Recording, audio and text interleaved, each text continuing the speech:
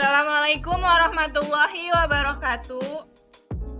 Kami dari kelompok 3 akan mempresentasikan hasil diskusi kami mengenai tindak lanjut hasil penelitian. Dan kami beranggotakan yang saya sendiri, Ismi Nur Hasanah, dengan NPM 1910631050 dan Siti Umayyah Hofatun Fatona serta Lapipa Faujijah. Yang pertama ini ada daya serap peserta didik. Daya serap adalah kemampuan atau kekuatan untuk melakukan suatu tindakan dalam menyerap pelajaran. Daya serap dapat dikatakan sebagai suatu kemampuan untuk menangkap dan memahami sebuah materi sehingga peserta didik dapat menjabarkan kembali materi yang telah diterima dengan benar. Adapun faktor-faktor yang dapat mempengaruhi daya serap peserta didik digolongkan menjadi dua bagian, yaitu faktor intern dan faktor ekstern. Faktor intern adalah faktor yang timbul dari individu peserta didik itu sendiri, sedangkan faktor ekstern adalah faktor yang timbul dari luar individu. Apa aja faktornya? Faktor intern ini terdiri dari 3, yaitu faktor jasmania, faktor psikologi, dan pengalaman dasar pendidik atau pendidikan dasar. Kenapa? Karena perlu didasari bahwa pendidikan dasar yang mendahului pendidikan tahap tertentu saling terkait.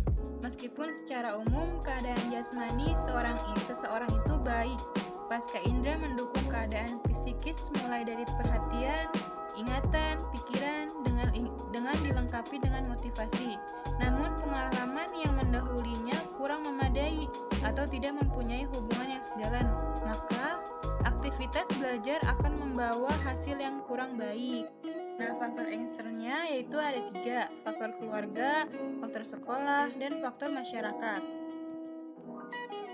Lalu yang kedua ini ada konsep profil peserta didik, yang di mana konsep profil peserta didik merupakan hal penting dalam mengevaluasi pembelajaran. Kita harus dapat mengevaluasi kematangan siswa ketika mempelajari matematika.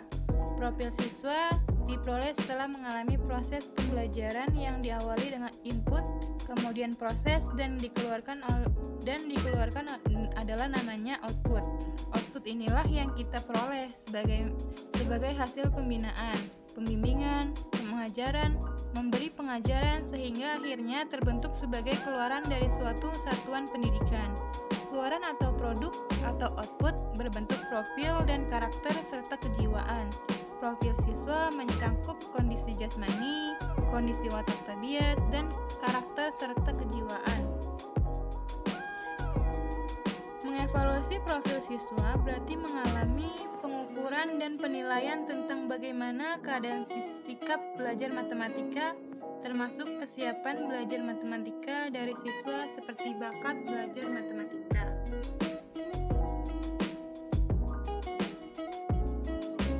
Nah, dengan profil peserta didik akan membantu kita mengetahui permasalahan dalam diri peserta didik, dan kita akan mengetahui detail diri peserta didik yang akan dijadikan subjek. Ketuntasan hasil belajar peserta didik. Nah, ketuntasan belajar peserta didik merupakan komponen keluaran yang diperoleh dari hasil suatu proses pembelajaran. Ketuntasan belajar yang harus dicapai peserta didik: pertama, per mata pelajaran dalam kurikulum berbasis kompetensi, dikenal dengan sebutan standar ketuntasan belajar minimal atau SKBM. Ketuntasan belajar peserta didik dipengaruhi oleh beberapa faktor. Faktor-faktor tersebut terdiri atas komponen-komponen masukan dalam pendidikan itu sendiri.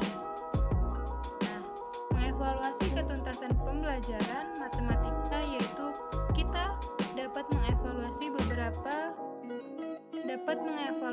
berapa lama siswa dapat menyelesaikan materi matematika yang diajarkan dan soal yang ditugaskan untuk diselesaikan. Ketuntasan belajar matematika dapat dilihat dari kurva atau grafik hasil tes belajar siswa. Nah, dalam grafik apabila ada 27% siswa bernilai rendah dan 46% bernilai antara sedang dan baik, serta 27 bernilai tinggi, maka dikatakan proses belajar yang dilakukan guru sudah baik. Siswa dikatakan mendekati tuntas belajar. Presentasi selanjutnya akan dilanjutkan oleh rekan saya. Oke, selanjutnya saya akan menjelaskan peringkat siswa dalam pembelajaran matematika. Mengevaluasi peringkat siswa dalam pembelajaran matematika dapat dilakukan beberapa cara. Satu diantaranya adalah pemberian tes kecerdasan dan sikap. Yang dimaksud dengan kedudukan siswa atau peringkat siswa dalam kelompoknya adalah letak seorang siswa di dalam urutan tingkatan. Ada beberapa cara untuk menentukan urutan. Yang pertama, ranking sederhana, yang kedua ranking presentasi, yang ketiga standar deviasi, yang keempat menggunakan Z-score. Konsep evaluasi diagnostik. Evaluasi diagnostik merupakan salah satu fungsi evaluasi yang memerlukan prosedur dan kompetensi yang lebih tinggi daripada peran guru sebagai evaluator. Evaluasi diagnostik merupakan evaluasi yang mempunyai penekanan khusus pada penyembuhan kesulitan belajar siswa yang tidak terpecahkan oleh formula perbaikan yang biasanya ditawarkan dalam bentuk evaluasi formatif.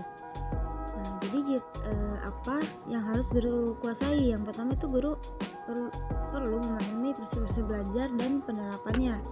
Yang kedua, guru memerlukan penguasaan pengetahuan tentang pemahaman gejala perilaku yang mengindikasikan adanya kesulitan.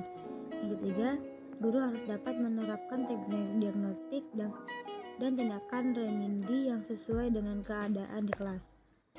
Selanjutnya ada penyebab kesulitan belajar. Faktor internal yang pertama kesehatan, yang kedua problem penyesuaian diri.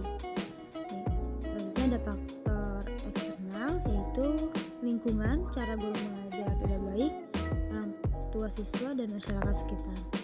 Selanjutnya ada pengajaran remedi. Yang pertama, tingkat awal remedi adalah membangun kembali keyakinan dalam diri siswa. Remedi yang baik pada umumnya mempunyai sebuah atribut mengajar yang baik ditambah dengan contoh soal yang bisa digunakan untuk lebih memahami dan menguasai materi pembelajaran. Yang kedua, alat bantu merupakan grafik, bagan, dan gambar dapat digunakan untuk memotivasi para siswa dalam